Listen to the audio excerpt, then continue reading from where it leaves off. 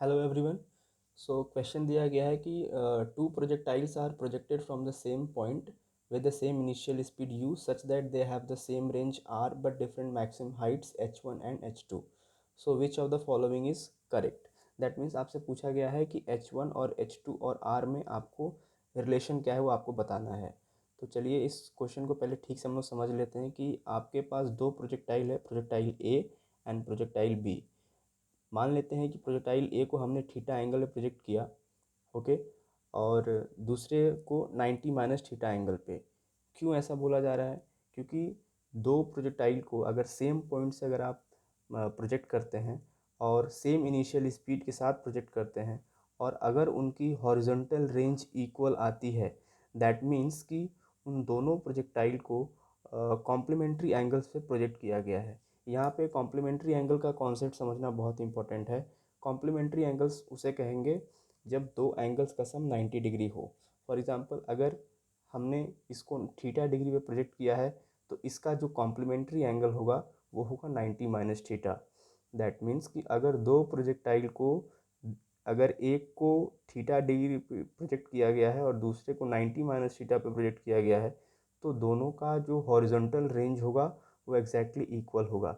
For example अगर मैंने theta की वैल्यू 30 डिग्री मान ली तो 90 माइनस थीटा की वैल्यू हो गई 60 डिग्री। दैट मीन्स अगर एक प्रोजेक्टाइल को चाहे आप 30 डिग्री पे प्रोजेक्ट करो या 60 डिग्री पे प्रोजेक्ट करो, उनका जो हॉरिजॉन्टल रेंज होगा दैट विल बी इक्वल। इसी को हमने यहाँ पे प्रूफ किया है। हॉरिजॉन्टल रेंज का जो फॉर्मूला होता है वो है u square sine 2 theta by ji.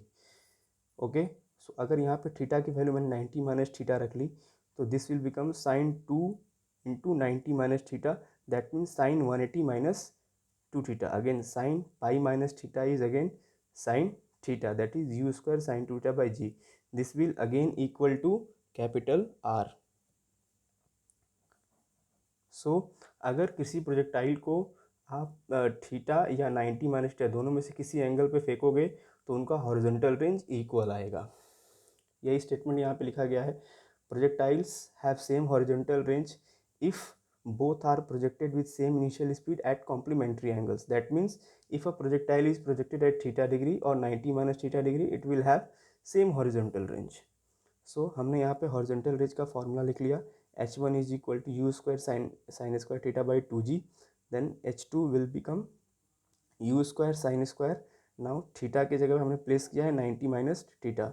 So this will become h2 is equal to u square cos square theta by 2g। अब आपको h1 और h2 में रिलेशन आपको बताना है।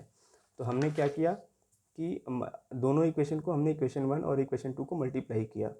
सो this become like this. So यहाँ पे मैंने इस स्टेप में देखिए, इस स्टेप में थोड़ा सा फॉर्मूला को एडजस्ट किया है।